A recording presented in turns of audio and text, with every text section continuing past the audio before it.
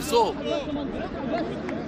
لما يبقى المدير الفني يقول قابل من قدام، يعني اضغط من نص ملعبهم مش من نص ملعب غزل المحله. على طول لمسه لسعد مندور، وادي اماميه لشهاب، اماميه ما فيهاش تسلل ولا ايه؟ ما فيش تسلل. ممكن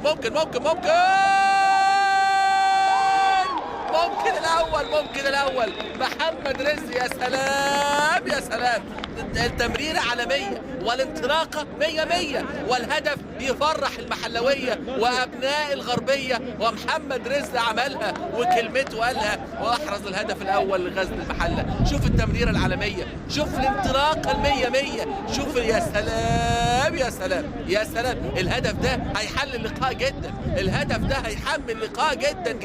شوف ادي التمرير دي. شوف بقى عشان نديله حقه، اللي عملها شهاب الدين محمد. شهاب عملها لمحمد رزق، محمد رزق الناشئ الصاعد الواعد غمسها من فوق الحارس وتخطى عبد المنصف بمهاره عاليه جدا. شوف ادي التمريره من بدايتها، ادي القصه من اولها. يا سلام يا سلام يا سلام يا سلام. شوف بقى عنده حسن توقع. هدف رقم 19 للمحله في انبي، بيسبق نادي انبي. يعني نادي انبي مسجل 18 وغزل المحله 18 قبل هذا اللقاء. 18 وغزل المحله بيكسب انبي في عدد الاهداف حتى الان. وحط بقى تحت كلمه حتى الان دي 100 خط.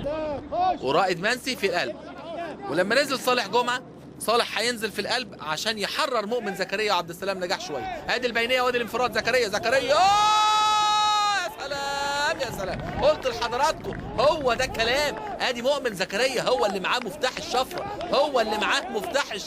هو اللي معاه الباسورد. كلمه السر زكريا، كانه حبايه منشطه مشروعه، حبايه منشطه مسموح بيها. البينيه لزكريا والتسديده انبويه. يا سلام يا سلام. شوف اللعبه، شوف استلام من ديفونيه وادي تحرك زكريا. فاذا لما فكر نادي غزل المحله يخرج اللاعب